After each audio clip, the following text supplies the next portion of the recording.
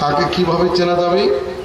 সত্যগুণীর দ্বারা মানুষ সাত্ত্বিক তা চেনা যায়, কামাদির দ্বারা রজগুণের প্রকাশ হয়, আর ক্রোধাদির দ্বারা তামসিক ভাব প্রকাশ পায়।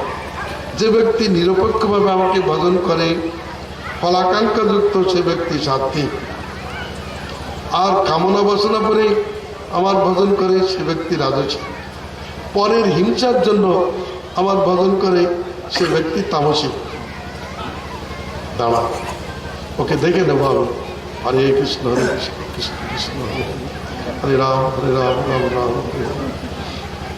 আমার মন্ত্র পড়বো ও প্রাণান্ত হয়ে যাবে। তাহলে ভগবানের নাম করে অথচ অন্যের অনিষ্ট করবার জন্য এরা তামসিক। কিছু প্রাপ্তির আশাই যে ভগবানের ভজন করে যারা, তারা রাজসিক। সত্য রজতম এই তিনটি গুণ জীবের, কিন্তু আমার নয়। এই জন্য এদের জয় করবে, সত্যগুণের দ্বারা রজতম গুণকে জয় করবে এবং বিশুদ্ধ সত্য দ্বারা ওই সত্যগুণকে জয় করবে। তাহলে তিনি শুদ্ধ সত্যে অবস্থান করিলে ভগবান ভক্তি লাভে ধন্য হবে।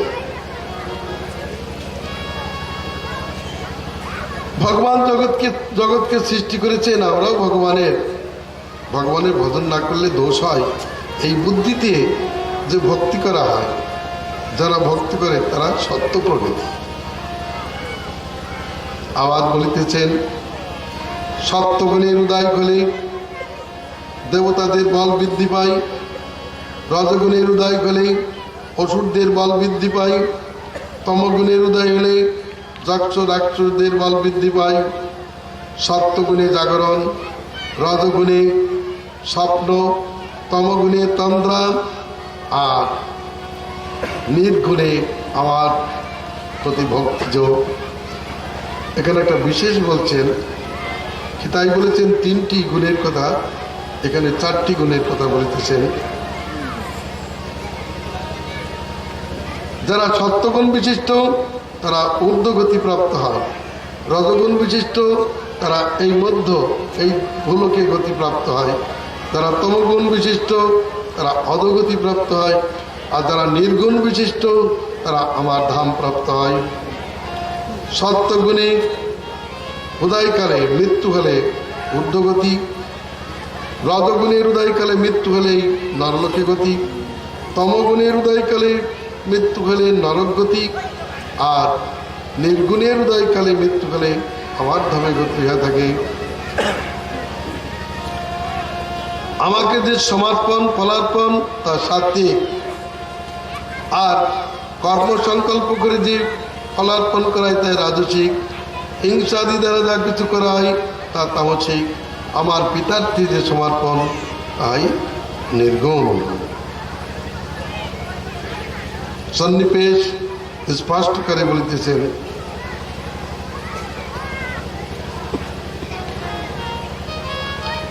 আরো বলিতেছেন আত্মজ্ঞান সাত্ত্বিক, বিষয় জ্ঞান রাজসিক, প্রাকৃত জ্ঞান তামসিক এবং মত বিষয়ক অর্থাৎ ভগবত বিষয়ক জ্ঞানই নির্গুণ। বনে বাস সাত্ত্বিক, গ্রামে বাস রাজসিক, দূতক্রীড়া স্থানে বাস তামসিক, আমার মন্দিরে বাস নির্গুণ। অনাসক্তকর্তা সাত্ত্বিক, রাগান্ধকর্তা রাজসিক, ক্রোধান্ধকর্তা তামসিক, অধর্ম এবং আমার প্রেম যুক্ত যে কর্তা সে নির্গুণ। আধ্যাত্মিক শ্রদ্ধা সাত্ত্বিকী, কর্মশ্রদ্ধা রাজসিকী, অধর্ম শ্রদ্ধা তামসিক, আর মধ্যর্ম শ্রদ্ধা হল নির্গুণ। পত্য পুথ অনায়াসলব্ধ খাদ্য হচ্ছে সাত্ত্বিক, ইন্দ্রিয়প্রেষ্ট খাদ্য রাজসিক, আর অপবিত্র আর্তিবোধ খাদ্য তামসিক, আমার প্রসাদ নির্গুণ। আত্মত্বজ্ঞান ভজন করিতে করিতে শুদ্ধ সত্য হইতে যে আনন্দের উদয় হয় তা সাত্ত্বিক, বিষয় সংযোগ হইতে যে সুখের উদয় হয় তা রাজসিক, নিদ্রা আলস্য হইতে যে সুখের উদয় হয় তা তামসিক, আমার সেবা হইতে যে আনন্দের উদয় হয়, তাই নির্গুণ সুখ। এইভাবে সমস্ত দেশ কালপাত্রের বিচার চলেছে, দৃষ্টচ্যুত সব কিছুই এরকম ভেদযুক্ত। সর্বত্র ভেদ আছে, সকলে এক প্রকৃতির নয়। অনেকে বলছে আমি ধার্মিক, আমি ধার্মিক, আমি ধার্মিক, কিন্তু সকলেই এক গুণের নয়। অতএব তাদের ধর্মভেদ বর্তমান। রাজসিকগণ যা বলেন, গীতায় বলেছেন সাত্ত্বিকগণ যথার্থ ধর্ম জানেন, রাজসিকগণ অযথাভাবে জানেন, তামসিকগণ তার বিপরীত জ্ঞান করেন। অতএব তামসিকদের সঙ্গে সাত্ত্বিকদের সঙ্গে মনোমালিন্য হওয়ার সম্ভাবনা থাকেই। তামসিকগণ যাকে ধর্ম বলে তা প্রকৃত ধর্ম নয়। এই জগৎ সংসারী যারা তামসিক, তারা ধর্ম বলে যা কিছু বলছে সেটা প্রকৃত ধর্ম নয়। রাজসিকগণ স্পর্ধামুখে যা ধর্ম বলছেন সেটাও প্রকৃত ধর্ম নয়। শুদ্ধ সত্যে অবস্থিত যারা, তারা যা বলেন সেটি প্রকৃত ধর্ম। শুদ্ধ সত্যে অবস্থান করার প্রয়োজন। আজকাল মানুষ অনেক প্রকারের বায়না করতে থাকেন। কলিযুক্ত স্পর্ধা প্রধান যুগ, তারা স্পর্ধার দ্বারা সবকিছু করতে থাকেন। কিন্তু স্পর্ধা যেখানে আছে সেখানে রজগুণ আছে, রজগুণ যেখানে আছে সেখানে ধর্ম ঠিকভাবে প্রকাশিত হয় না। সত্যগুণ শুদ্ধ সত্য হইতে প্রকৃত ধর্ম বিবেক সুষ্ঠুরূপে প্রকাশিত হয়। এই সমস্ত বিষয়গুলি খুব পরিধানযোগ্য। আমরা নিজেই বিচার করতে পারবো আমি কোন গুণের আছি। শ্রীমদ্ ভাগবত উদ্ধার করে আসলে আমি নিজেকে বিচার করতে পারি যে আমি সাত্ত্বিক না রাজসিক না তামসিক না নির্গুণ।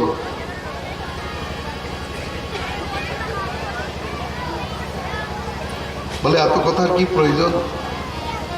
এগুলি মানুষের চরিত্র গঠনের প্রকার। এই গুণগুলি গুণজাত বস্তুর মধ্যে থাকলে, গুণধর্মে থাকলে ভগবানকে লাভ করা যাবে না। কিন্তু গুণাতীত হলেই লাভ করতে পারো। তাই বলছেন ত্রৈগুণ্য বিষয় বিদা নিস্ত্রৈগুণ্য ভবার্জনম। হে অর্জুন, তুমি যখন গুণধর্ম থেকে মুক্তি লাভ করবে তখন তুমি আমাকে লাভ করতে পারবে। গীতায় বলেছেন কখন গুণধর্ম থেকে মুক্তি লাভ করবে? যমাং ভজতি। শ্লোকে জানিয়েছেন যারা অব্যভিচারী ভক্তি যোগে আমাকে ভজন করে তারা এই গুণধর্ম থেকে মুক্ত হইয়া আমাকেই প্রাপ্ত হয়। অতএব গুণধর্ম মুক্ত হওয়ার প্রয়োজন। গুণধর্মে থাকিলে গোবিন্দকে পাওয়া যাবে না, আর গোবিন্দকে না পেলে সাধনার সাফল্য আসবে না। সাধন সাফল্য না পেলে মনস্তাপ যাবে না, চলতেই থাকতে হবে। এতগুলো বলার উদ্দেশ্য আমাকে পেতে হবে, কৃষ্ণ প্রাপ্তি প্রয়োজন। আমরা সাধন ভজন করছি কেন? চলার উদ্দেশ্য গন্তব্য প্রাপ্তি। তা গন্তব্য যদি না প্রাপ্ত হওয়া যায়, অবান্তার গন্তব্যে গেলে তো মনশান্তি হয় না।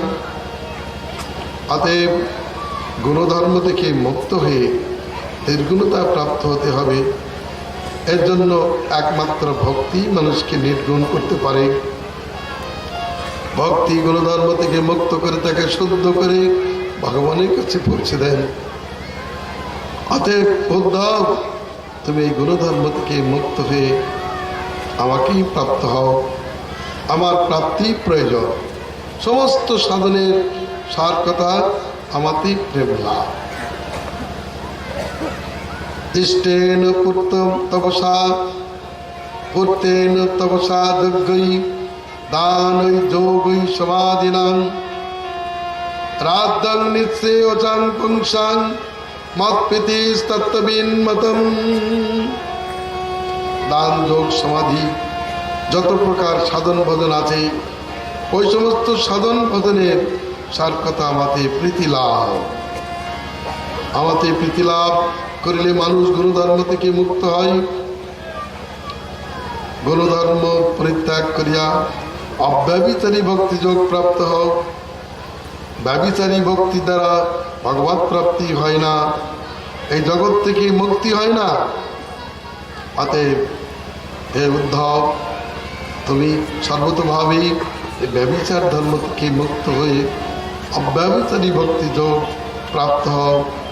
এই জন্য তোমাকে আমি এখন জ্ঞানের কথা কিছু উপদেশ করব, আরও কিছু উপদেশ করব যে আমার এই ভজন লক্ষণযুক্ত দেহ প্রাপ্ত হয়ে জীব কখনো অসৎসঙ্গ করবে না। অসৎসঙ্গ হইতে জীবের অধঃপাত উপস্থিত হয়। যারা ইন্দ্রিয় তর্পণ পরায়ণ তাদের সঙ্গ কখনোই করিবে না। মহারাজ পুরুরবা উর্বশীর সঙ্গে কিনা মোহ প্রাপ্ত হয়েছিল, সেই উর্বশীর সঙ্গ করে মোহপ্রাপ্ত ব্যক্তি কি গান করেছেন তা তোমার কাছে আমি শোনাইতেছি, শোনো। অহমে মবিস্তারম কাম কলম চেতস দেবাগৃত কণ্ঠস্য নায়ুখণ্ড ইমে স্মৃতা। কাম কলুষিত চিত্ত আমার মোহ বিস্তার তোমরা দর্শন করো। যেহেতু ওই উর্বশীর কণ্ঠ ধারণ করে বিহার করিতে করিতে আমার পরমায়ু বিষয়ে আমি কিছু জানিতে পারি নাই। আমার কি প্রকার সন্মোহ উপস্থিত আছে যে আমি নরদেব চক্রবর্তী চূড়ামণি, সেই আমি কিনা উর্বশীর কিরামৃগ হয়ে আছি। আয় আয়, স্ত্রী কর্তৃদার চিত্ত একবার অবহিত হয়ে আছে, তার বিদ্যায় কি করবে, তপস্যায় কি করবে, তার ত্যাগেই বা কি করবে, তার সমস্ত ধর্ম জলাঞ্জলি চলে যায়। স্বার্থ বিষয়ে নিতান্ত মূর্খ আমি, এই জন্য আমি পণ্ডিত মানি, কিন্তু প্রকৃত আত্মতত্ত্ব বিষয়ে অনভিজ্ঞ। হাই হাই, পৌঁছলি একটা বার বনিতার প্রতি আমি আসক্ত হয়ে আমার জীবনকে এইভাবে অতিবাহিত করিয়াছি। আমি গোবিন্দ ভজন করি নাই। দেবী আমাকে মোদিত করেছিল, কিন্তু আমি বুঝি নাই, তার কোনো দোষ নাই। রজ্জু দর্শনে সর্পভয়ে ভীত হয়ে যদি ছোটে, তাহলে রজ্জুর কোনো দোষ নাই, তার নিজেরই দোষ। তেমনি ওই উর্বশীর দোষ নাই, দোষটি আমার। হাই হাই, এই দেহটি কার? কি রতিকর্ত্রী স্ত্রী, না নিষেধকর্তা পিতা, না গর্ভধারিণী জননী, না ভ্রাতা, না ভগ্নী, না অগ্নি, না অন্য প্রাণী? কিছুই তো নির্ণয় করা যায় না। আমি কে? কৃমিকীটের সঙ্গে আমার তুলনা কোথায়? আমি তো কৃমিকীটের মতোই। কৃমিকীট রক্ত মাংসের মধ্যে বিহার করে, আমি তো তেমনি এই উর্বশী রক্ত মাংস শরীরে বিহার করি। অতএব আমাকে দেখ। তাই বলছি, জগৎ জীব, তোমরা শান্ত হও, শিক্ষা লাভ করো, কখনো অসৎসঙ্গ করিবে না, ইষ্টসুত বিষয়ে কখনো আসক্ত হবে না। তস্মাৎ সঙ্গ কর্তব্য স্ত্রী সুস্ত্রীণেষু চেন্দ্রিয়ই। কখনো স্ত্রী সঙ্গ করবে না, স্ত্রীণদের সঙ্গ করবে না। কারণ পণ্ডিত ব্যক্তির চিত্ত বিভ্রম উপস্থিত হয়। দৃষ্টসত্য বিষয়ে আর আকৃষ্ট হবে না। এই জগতে এরকমই গান করেছেন, বিষয় ইন্দ্রিয় সংযোগে মানুষের চিত্ত ক্ষোভ হয়, এতদ্ব্যতীত হয় না। ভগবান বলিলেন, পুরুরাবাই এই রূপ বলিয়াই পূর্বশীর আশা পরিত্যাগ করিলেন। তত দুৎসঙ্গ মুচ্ছিদ্য সৎসু সজ্জেত বুদ্ধিমান সন্তবাস্য চিহ্নন্তি মনোব্যাসঙ্গ মুক্তি। অতএব দুঃসঙ্গ পরিত্যাগ করিয়া সাধু সঙ্গে সজ্জিত হইবেন। কারণ সাধুগণ সদুক্তির দ্বারা তার মনের সমস্ত ঘোর, মনের যে মালিন্য তা দূর করিয়া থাকে।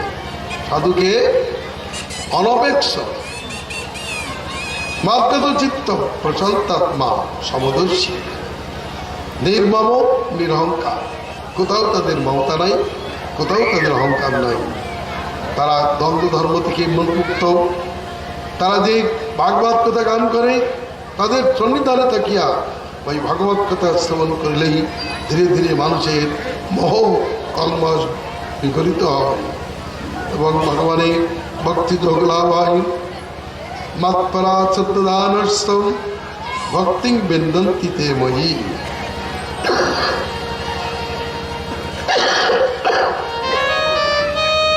তারা আমাতেই ভক্তি লাভ করিয়া থাকে। আমাতে ভক্তি লাভ করলেই জীবের আর কিছু অবশেষ থাকে না। অগ্নির সান্নিধ্যে গেলে যেমন শীত ভয় তাপ থাকে না, তদ্রূপ আমাতে ভক্তি লাভ করলে জীবের অপাপ্য আর কিছুই থাকে না। যেমন নৌকা নিমজ্জমান ব্যক্তির আশ্রয় স্বরূপ সাধুগণ, তেমনি সংসার সমুদ্রে নিমজ্জমান ব্যক্তিদের আশ্রয় স্বরূপ। অন্ন যেমন প্রাণীদের প্রাণ, আমি যেমন আত্মদের একমাত্র শরণ, ধর্ম যেমন পরলোকের ধন স্বরূপ, তেমনি সাধুগণ সংসার ভয়ভীতদের একমাত্র আশ্রয়। চন্দ্র সূর্য উদিত হয়ে বহির অন্ধকার নাশ করে, কিন্তু অন্তরে অন্ধকার নাশ করিতে পারে না। সাধুগণ সদুক্তিরূপ কিরণ জালে জীবের অন্তরে বাইরের সকল প্রকার মালিন্য নষ্ট করিয়া থাকে। অতএব সেই সাধুগণের চেয়ে দেবতা বান্ধব, আমি সেই সাধুর স্বরূপ সিদ্ধরূপী চরত্তাজ। ভগবান বলছেন যে সাধুরূপ ধারণ করে ভগবান জগজ্জীবকে কৃপা করেন। সিদ্ধরূপী চরত্তাজ। উদ্ধব, এ জানিয়ে তুমি শান্ত হও। কেউ যেন মনে করেন না যে নারীগণকে নিন্দা করা হলো, স্ত্রীর সঙ্গেরই নিন্দা করা হয়েছে, স্ত্রীকে নিন্দা করা হয়। কারণ তারা দূরে আগুন থাকবে, আগুন যদি নিজের গায়ে লাগানো হয় তাহলে সর্বনাশ হয়। কিন্তু আগুন দিয়ে অনেক কিছু কাজ করা যেতে পারে। পরমার্থ পথে যারা চলবেন তারা স্ত্রীর সঙ্গ থেকে দূরে থাকবেন। আবার যে সমস্ত রমণী পরমার্থের পথে চলবেন তারাও পুরুষ সঙ্গ থেকে দূরে থাকবেন। তারা যদি এই পুরুষ সঙ্গ থেকে দূরে না থাকেন তাহলে কখনোই পরমার্থ পথে অগ্রসর হইতে পারবেন না। উদ্ধব প্রশ্ন করেছেন, ভগবান আপনার অর্চনরূপ ক্রিয়াযোগ একটু প্রকাশ করুন। ভগবান বললেন, তো অনন্ত। তবে সংক্ষেপে আমি বলছি, বৈদিক তান্ত্রিক দীক্ষা লাভ করে সাধক তারা অর্চা মূর্তিতে, স্থণ্ডিলে বা অগ্নি বা সূর্যতে আমার পূজা করবে। আমার পূজার স্থান শ্রীমূর্তি শৈলময়ী, দ্বারময়ী, লৌয়ী, লেপ্পা, লেখ্যা, সৈকতী, মনোময়ী, মণিময়ী প্রতিমা অষ্টপ্রকার। সেই প্রতিমা চলা অচলা ভেদে দ্বিবিধ, তার মধ্যে আমার প্রতিষ্ঠান হয়। অতএব গুরু কর্তৃক দীক্ষিত ব্যক্তি গুরুর প্রদিষ্ট পদে শ্রীমূর্তিতে আমার পূজা করিবে। পুষ্পাদি চয়ন করে মন্ত্রজ্ঞ ব্যক্তি স্থির আসনে বসে অঙ্গন্যাস করন্যাস পূর্বক স্বাগত আসন, পাদ্য, আচমন, অর্ঘ্য ইত্যাদি বিধানে আমার অর্চন করবে। তারপর উচ্চাবচ বস্তু ভোগ লাগাবে, ভোগ লাগিয়ে আরতি করবে। আরতির পর স্তব স্তুতি করবে। সংক্ষেপে বলছি, স্তব স্তুতি করবে, চরণের চরণ মস্তক রেখে প্রণাম আদি করবে। আমার জন্য সব ব্যবস্থা করবে, উত্তম ভোজাদি ব্যবস্থা। শীত আত্মবাদ অর্থাৎ শীতকালে পুরাণী বস্ত্রাদি দান করবে। এভাবে ধূপ দীপ দেবে, আরতি করবে এবং তারপর আমার পূজার পর আমার পার্শ্বদগণকে পূজা করিবে। এইভাবে পূজা করার অন্তে ভগবানের সম্মুখে নৃত্য গীতের অনুষ্ঠান করিবে, আমার কথা শ্রবণ করিবে। উৎসাবত স্তুতির দ্বারা আমার স্তুতি প্রণাম করিবে। এইভাবে অর্চা দিতে পূজা করিতে করিতে শ্রদ্ধায় শ্রীমূর্তির সেবনে আমাতে প্রেম ভক্তি লাভ করে প্রেম ভক্তি লাভ করলেই জীব ধন্য হয়ে যায়। তবে জানবে, যারা পূজা করেন তারা যদি পরদত্ত বা সদত্ত বস্তু হরণ করেন তাহলে তারা অযুত অযুত বৎসর কৃমিকীট হয়ে জন্মগ্রহণ করে। ঠাকুর পূজা যারা করেন সেখানকার পরের দত্ত বস্তু যদি হরণ করেন তাহলে কিন্তু বিপদ। নন্দগ্রামে ললিতা কুণ্ডে এক সাধু ভজন করতেন। তার আশ্রমে একটি কুকুর ছিল। সাধু বাবা 3 দিনের জন্য বৃন্দাবন গিয়েছিলেন। 3 দিন পরে যখন আসলেন, কুকুরটি তখন খুব কাতরভাবে বলছে, বাবা আমায় কিছু খেতে দাও। সাধু বাবা বললেন, তুমি কে? কুকুর তো কোনোদিন কথা বলতে পারে না, তুমি কথা বলছো? বললেন, আমি নন্দগ্রামে নন্দ বাবার পূজারী। তুমি পূজারী? তুমি এই কুকুর জন্য প্রাপ্ত হলে কেন? বলে, আমার দোষেই আমি প্রাপ্ত হয়েছি। কি দোষ? একজন নন্দরানীকে ভালো শাড়ি দিয়েছিল, আমি সেই শাড়িটা গোপনে নিয়ে দিয়ে আমার স্ত্রীকে পরিয়েছিলাম। এই পাপে আমি এখানে কুকুর জন্য প্রাপ্ত হয়েছি। আর এখানে ভগবান বলছেন, দশ দত্তাং পরে দত্তাং হরে তো সুরবিপ্রয় বৃত্তিং সজায়তে বিদ্ভো পর্চনা মজুতাজুতম।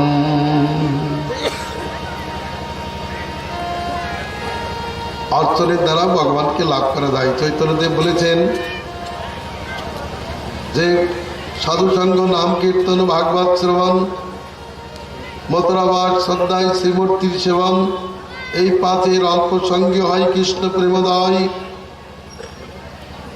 ভাগবত প্রেমই প্রয়োজন। সাধু সঙ্গ হইতেও প্রেম লাভ হয়, নাম কীর্তন হইতেও প্রেমোদয় হয়, ভাগবত শ্রবণেও প্রেম লাভ হয়, মথুরাবাস করিলেও ভক্তি প্রেম লাভ হয়। আবার শ্রদ্ধার সেই শ্রীমূর্তি সেবন, ভগবানের শ্রদ্ধা প্রয়োজন, সর্বত্র শ্রদ্ধারই প্রার্থনা। যারা শ্রদ্ধা করে ভজন করেন তারা নিশ্চয়ই ভগবানের প্রেম সাক্ষাৎকার লাভ করে থাকেন।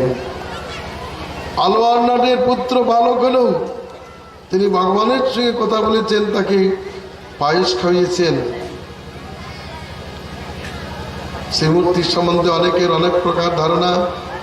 কাঠের পুতুল বা পাথরের প্রতিমা একই খাই চলে, কিন্তু মন্ত্র সংস্কৃত মূর্তিতেই ভগবানের আবির্ভাব হয় এবং ভগবান থেকে অভিন্ন স্বরূপ। একথা সাধারণ লোক বুঝতে পারে না। স্বল্প পুণ্যবতাং রাজন বিশ্বাস নৈব যায়। ভগবান বললেন, উদ্ধব, আমার তো চলে যাওয়ার সময় হয়েছে, তোমাকে আমি কিছু জ্ঞানযোগ উপদেশ করব। এই আমার শেষ উপদেশ। পরস্বভাব কর্মে কখনো প্রশংসা বা নিন্দা করবে না। এই বিশ্বকে একাত্মক জানিবে, এই বিশ্বনাথই তিনি চালাচ্ছেন। অতএব কারোর কোনো কর্মের দোষগুণ বিচার করতে যাবে না। পরস্বভাব কর্মের দোষগুণ বিচার করিতে গেলে মানুষ নিজ স্বার্থ থেকেই ভ্রষ্ট হয়। দেখো, স্বরূপের ভিতরে এই যে ছায়া, প্রতিধ্বনি আর আভাস অসত্য হলেও অর্থের মতো প্রকাশিত হয়। অতএব এই দেহাদির বিচার সম্বন্ধে একটু সাবধান থাকতে হবে।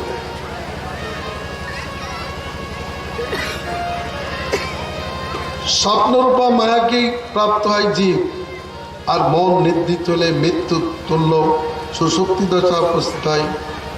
তেমনি দ্বিতীয় বিনিবেশ কর্মে জীবের বিক্ষেপ এবং লয় দশা প্রাপ্তি হয়।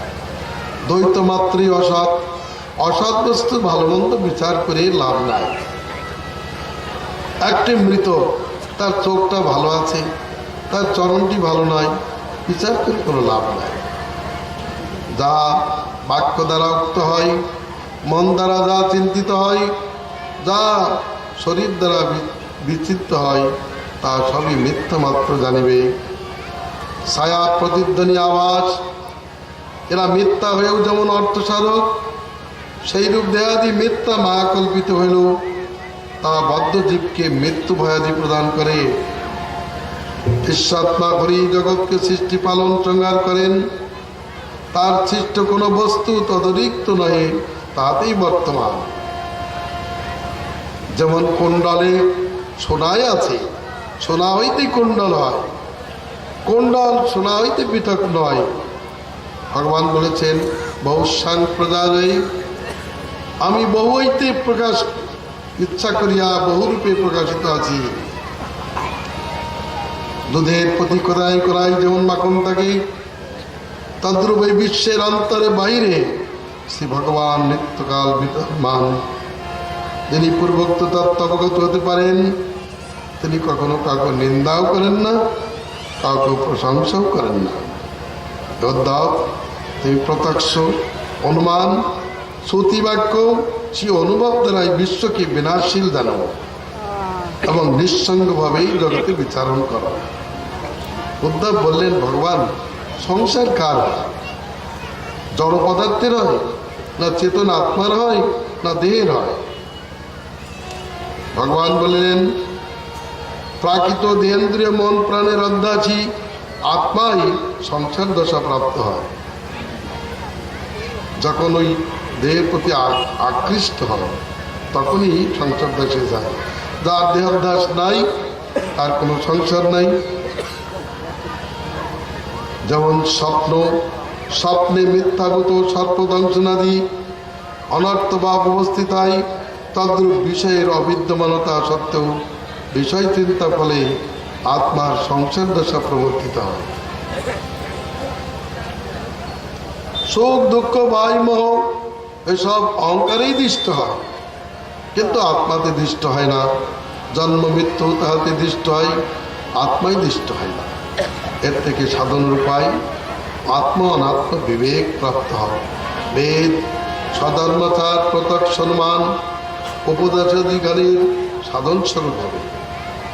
যেমন কটক কুণ্ডলাদি স্বর্ণ বিকার পদার্থের উৎপত্তির পূর্বে ও বিনাশের পরও কেবল স্বর্ণই থাকে, তদ্রূপ আমিও জগতের আদি মধ্যে অন্তে একই রূপে বর্তমান। আমার জন্ম নাই, মৃত্যু নাই, পরিবর্তন নাই। মন বুদ্ধি তুমি তাকে সংযত করো। মন বুদ্ধিকে সংযত করলেই তুমি তার ধ্যান করতে পারো। যেমন মেঘের আগম আর বিগম, এর দ্বারা আকাশের কিছু আসে যায় না, তদ্রূপ আমি অহংকার সত্যাদি গুণ সকল দ্বারা লিপ্ত হয় না। তবে যতদিন পর্যন্ত আমাতে দৃঢ় ভক্তি যোগ না হয়, ততদিন পর্যন্ত যত্নের সহিত ভক্তির অনুষ্ঠান করিবে। কারণ রোগ ঠিকমতো চিকিৎসিত না হলে পুনঃ পুনঃ উদ্ভূত হইয়া মানুষকে দুঃখ দেয়। অজ্ঞ ব্যক্তি দেহধর্মে লিপ্ত হয়, পরন্তু বিজ্ঞ ব্যক্তি দৈহিক ক্রিয়াদি করিয়াও তাতে আসক্ত হন না, আত্মপ্রতীতিকেই প্রতিষ্ঠিত থাকিবে। অতএব তুমি সর্বতভাবে নিজেকে সংযত করে চলো। উদ্দেশ্য কি?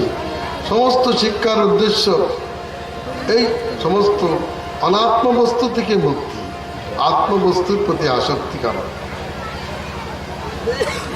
যদি আমরা অনাত্ম বস্তুতে আসক্ত হই, তাহলে পরমাত্মার কাছে যেতে পারবো না। আমার একান্ত ভক্তিযোগী আমাকে প্রাপ্ত হয়। অতএব তুমি একনিষ্ঠ হও, এক ভক্তির বিশেষ সাথে। গুণের সেবা না করে, গুণজাত বস্তুর সেবা না করে, সেদিকে দৃষ্টি না রেখে আমাতেই দৃষ্টি দাও। মন্মনাভ মদ্ভক্ত মজ্জদিমাং নমস্কুরু নিবেশিষ্যসি ময়্যেব অতোর্ধ্বন্ন সংশয়। উদ্ধবের প্রতি এরকম উপদেশ করলেন। উদ্ধব আবার তিনি কাঁদতে লাগলেন, তো ভগবান আপনি আমাকে আরো কিছু উপদেশ করুন। আপনি দেবতাদের প্রতি যে উপকার করেন তার তো তুলনা হয় না ভগবান। আপনি গুরুরূপে জ্ঞান দান করেন, অন্তর্যামী রূপে অন্তরে প্রেরণা দান করেন। অতএব এই সংসারে দেব সদিশাই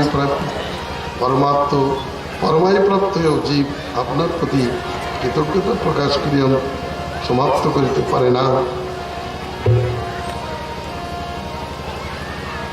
এই যে যোগচর্যা আমি দুষ্কর বলে মনে করছি, অতএব আমি যাতে অনায়াসে তোমাতে চিত্ত সংযোগ করে তোমাকে লাভ করতে পারি সেই উপদেশ আমাকে করো প্রভু।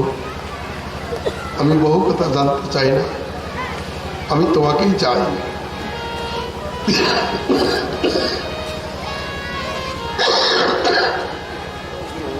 আমি তোমাকে লাভ করতে পারি, কি করলে তোমাকে আমি লাভ করতে পারি সেই কথাই আমাকে উপদেশ করো। কিঞ্চিত্রমচ্যুত তবৈ তদশেষ বন্ধম দশেশনন্ন চরণেষু যদাত্মসত্তম জোরোৎসয়ৎস মৃগৈ স্বয়মেশ্বরাণম মাৎকীরিতি তটপীড়িত পাদপীঠম।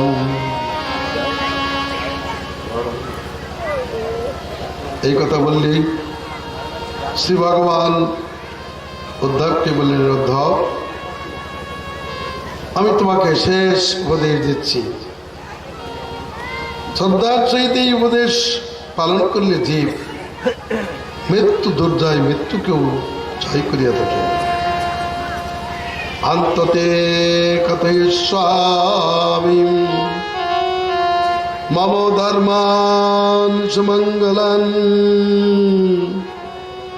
যান শ্রদ্ধয়া চরন্মর্ত মৃত্যুম জয়তে দুর্জয়ম।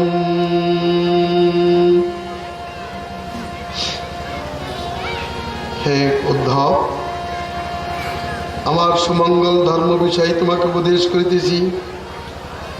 শ্রদ্ধার সহিত এইরূপ আচরণ করিলে যে দুর্জয় মৃত্যুকেও জয় করিতে পারেন। কুর্যাৎ সর্বাণি কর্মাণি মদার্থং সনকৈ স্মরণ মজ্জর্পিত মনোস্থিত মদ্ধর্মাত্ম মনোরতি। কুর্যাৎ সর্বাণি কর্মাণি, হে উদ্ধব আমাকে স্মরণ করিতে করিতে ধীরে ধীরে আমার প্রিয় কর্মগুলি করিতে থাকিবে। আমাতে মন বুদ্ধি চিত্ত সমর্পণ করো, আমাতে তুমি রতি ধারণ করো। অন্য দেশকে আশ্রয় করিবে, যে দেশ আমার ভক্ত দ্বারা ভূষিত, আমার শ্রীমূর্তি দ্বারা ভূষিত, সেই পূর্ণ দেশকে আশ্রয় করিবে। আর দেব অসুর মনুষ্যদের মধ্যে যারা আমার প্রতি ভক্তিমান তাদের সঙ্গ করিবে। দেবাচর মনুষ্যেষু মদ্ভক্তাচরিতানিচম। দেবাচর মনুষ্যদের মধ্যে যারা আমার ভক্ত তাদের চরিত্রের অনুশীলন করিবে। পৃথক সত্রে বা সমবেতভাবে আমার জন্মযাত্রা আদি পালন করিবে, নৃত্য গীতা আদির অনুষ্ঠান করিবে। আমি সর্বভূতি অবস্থিত জানিয়া সর্বভূতির প্রতি যথাযোগ্য সম্মান করিবে। ব্রাহ্মণ পক্ষ চণ্ডাল সকলের প্রতি সমদৃষ্টি সম্পন্ন হবে, সকলের প্রতি আমার ভাব যুক্ত হবে। কার প্রতি স্পর্ধা অসভা এগুলি প্রকাশ করিবে না। স্পর্ধা ও অসভা এগুলি ধর্মবাচ্য নয়।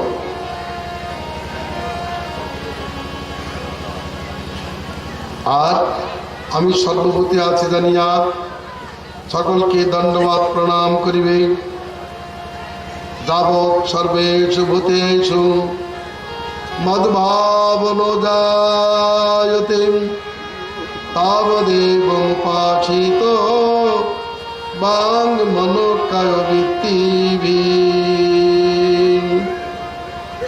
হে উদ্ধব, আমি সর্বভূতি অবস্থিত, সর্বভূতি আমি অবস্থিত। যতদিন পর্যন্ত আমাতে ভক্তি যোগ না উদিত হয় ততদিন পর্যন্ত কাই মনোবাক্যে ঐরূপ আচরণ করিবে। শ্রদ্ধাবান লভতে জ্ঞানং শ্রদ্ধাবান অর্থমাপ্নুয়াৎ শ্রদ্ধয়া শ্রদ্ধতে কামং শ্রদ্ধাবান মোক্ষ প্রাপ্নুয়াৎ। ভগবান বারবার বলছেন শ্রদ্ধার সহিত। এই শ্রদ্ধা শব্দের অর্থটি অনেকেই বোধ করতে পারছেন না। ব্যভিচারী শ্রদ্ধা, 12 বাজা শ্রদ্ধা দ্বারা ভগবানের কাছে যাওয়া যাবে না। শ্রীমান মহাপ্রভু বলেছেন শ্রদ্ধার শব্দে বিশ্বাস কয়ে সুদৃঢ় নিশ্চয়, কৃষ্ণে ভক্তি কইলে সর্বধর্মকৃত হয়। এর নাম শ্রদ্ধা। যাদের অন্তরে ঘুণাক্ষরে অন্য প্রবৃত্তি আছে তারা শ্রদ্ধালু নয়। কৃষ্ণ ভজন ছাড়া অন্য কিছু ভজনীয় আছে, এইরূপ বুদ্ধি যাদের আছে তাদের শ্রদ্ধা ঠিক নয়। কৃষ্ণ ভজন করিলেই সর্বার্থ সিদ্ধ হইবে, এর নাম প্রকৃত শ্রদ্ধা। গাছের গোড়ায় জল দিলে আবার পাতায় পাতায় জল দেওয়ার আবশ্যকতা থাকে কি? গোবিন্দ ভজন করিলে সকলের ভজন হয়, এর নামই শ্রদ্ধা। কিন্তু মানুষ বুদ্ধি করে কি তা তো হতে পারে না। এরকম অশ্রদ্ধা ছিল অর্জুনের মধ্যে। অর্জুন দেখিয়েছেন এক সময় অর্জুন শিব পূজা করিতে যাইতেছিলেন। কৃষ্ণ বললেন কোথায় চলেছ? শিব পূজা করিতে। আমার পূজা করো, আমার পূজা করলে শিবের পূজা হয়। কৃষ্ণের কথা অর্জুন ফেলতে পারলেন না, তাকে পূজা করিলেন। কিন্তু অর্জুন মনে চিন্তা করিলেন আজকে আমার শিব পূজা হলো না। পরদিন যথারীতি উপকরণ নিয়ে শিব পূজা করতে গেলেন। মন্দিরে প্রবেশ করেই দেখেন কাল যে সমস্ত উপকরণে কৃষ্ণের পূজা করা হয়েছিল সেইগুলি শিবের মস্তকে বর্তমান। অর্জুন তখন বুঝতে পারলেন যে কৃষ্ণের পূজা করলে সব দেবতার পূজা হয়। কৃষ্ণের পায়ে ফুল দিলে দেবতাদের মাথায় ফুল পায়।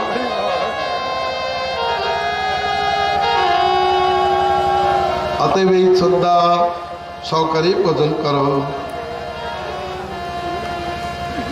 দণ্ডবাদ প্রণাম করো, আর এটাই সমীচীন পথ।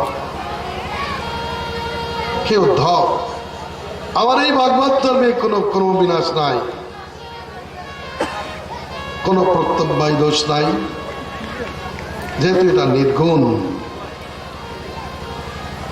এষা বুদ্ধিমতাং বুদ্ধি মনীষা চ মনীষিণাং যচ্ছত্তমনিতে নেহ মর্তেনাপ্নোতি মামৃতম। এই মর্ত দেহ দ্বারা অমর্ত স্বরূপ, অনিত্য দেহ দ্বারা নিত্য স্বরূপ আমার প্রাপ্তি বুদ্ধিমানদের বুদ্ধির পরিচয়, চতুর্থের চাতুর্যের পরিচয়। সেই বুদ্ধিমান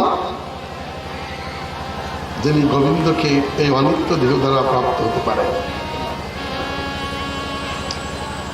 উদ্ধব, আমি তোমাকে এই ব্রহ্মবাদ ব্যাখ্যা করে শোনাইলাম, এরপরে আর কিছু বক্তব্য থাকে না।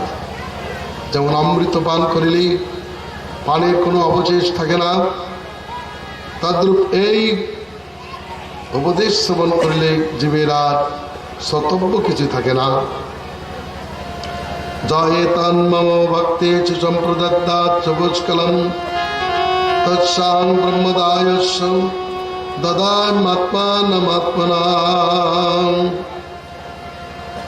আমার এই উপদেশ কোন ভক্ত যদি কেউ উপদেশ করে তাহলে আমি তাকে নিজেকেই দান করিয়া থাকি।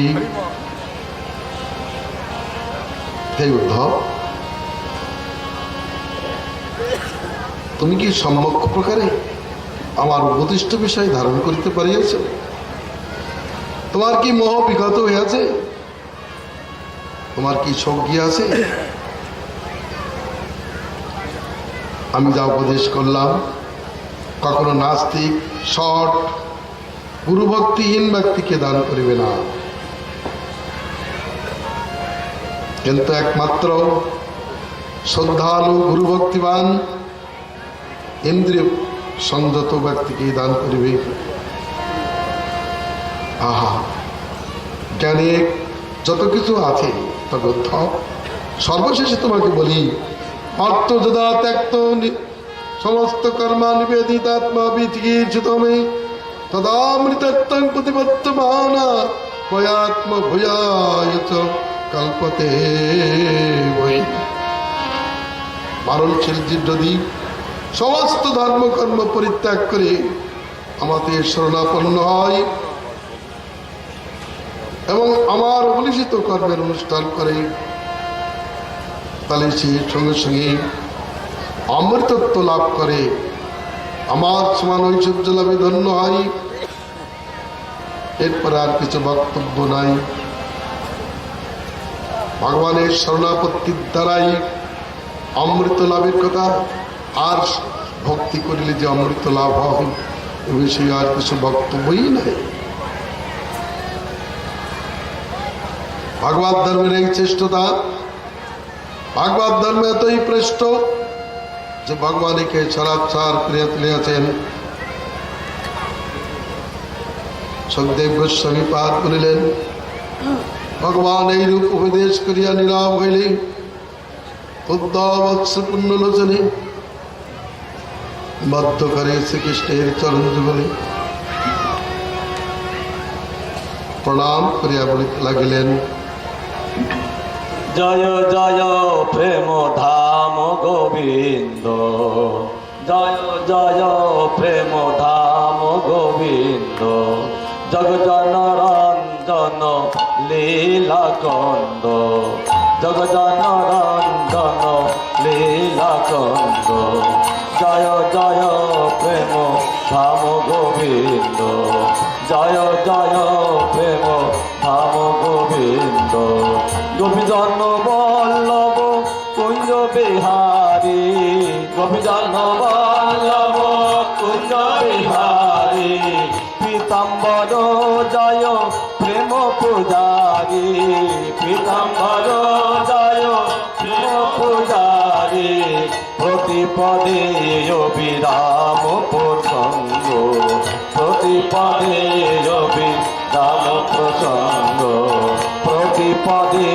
অবিরাম প্রসঙ্গ, প্রতিপদে অবিরাম প্রসঙ্গ, জয় জয় প্রেম ধাম গোবিন্দ, জয় জয় প্রেম ধাম গোবিন্দ, নবশিখেছে করো চম্পক মালা, নবশিখেছে করো চম্পক মালা, ত্রিভুবন মোহন রাস রসালা, ত্রিভুবন মোহন রাস পারা, রাধা মাধব প্রেমতি সাত, রাধা মাধব বিলাসী মুকুন্দ, রাধা মাধব বিলাসী মুকুন্দ, রাধা মাধব বিলাসী মুকুন্দ, জয় জয় প্রেম ধাম গোবিন্দ, জয় জয়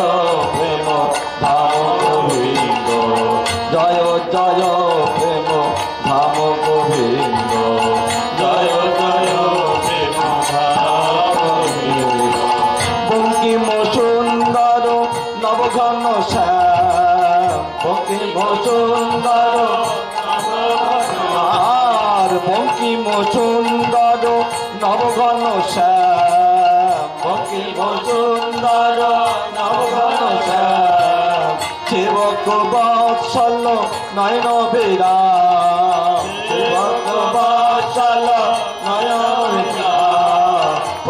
প্রমোদিত সতত সুরবিন্দ, প্রমোদিত সতত সুরবিন্দ, প্রমোদিত সতত সুরবিন্দ, প্রমোদিত সতত সুরবিন্দ। আর জয় জয় প্রেম ধাম গোবিন্দ, জয় জয় প্রেম ধাম গোবিন্দ।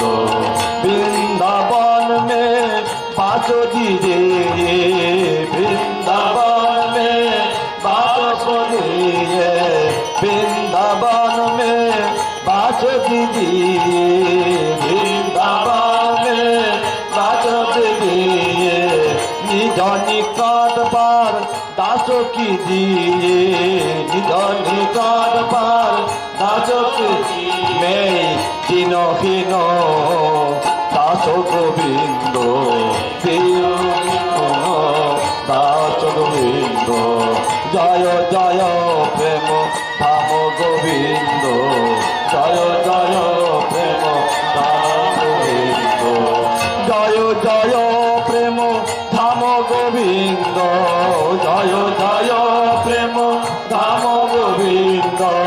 জগজন রঞ্জন লীলাকন্দ, জগজন রঞ্জন লীলাকন্দ।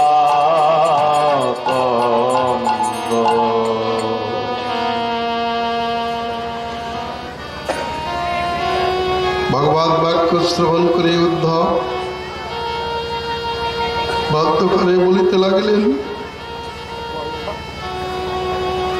বিদ্যাবৃত মোহমান্ধকারম জয়াশ্রিত মে তব সন্নিধানম, বিভাবচ কিন্নু সমীপগস্যম শীতান্তমভি প্রভবন্ত যাদুম। ভগবান, যেহেতু আমি আপনাকে আশ্রয় করেছি, আপনার সান্নিধ্যে আমার মোহ মহা অন্ধকার বিদ্রাবিত হয়েছে। যেমন অগ্নির সান্নিধ্যা ছিলে জীবের অন্ধতা থাকে না, শীত থাকে না, ভয় থাকে না। আপনার কৃপায় আমার চিত্তে জ্ঞান প্রদীপ প্রজ্বলিত হয়েছে। বৃষ্টি যাদবদের প্রতি যে মোহ শৃঙ্খল তা ছেদিত হয়েছে। আমার দৃষ্টি প্রসারিত হয়েছে।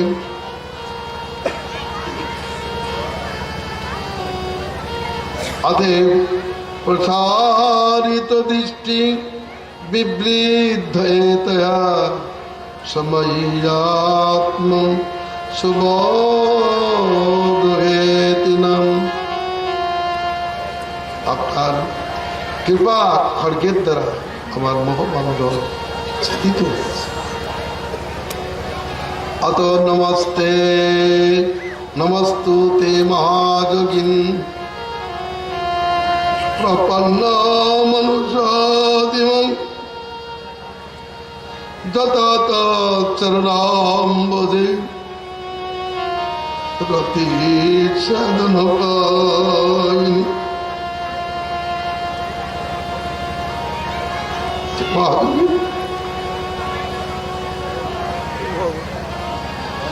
আপনি আমাকে অনুশাসন দান করুন, যাতে আপনার চরণে আমার অনুপায়নী ভক্তি যোগ থাকে। এইমাত্র প্রার্থনা করি।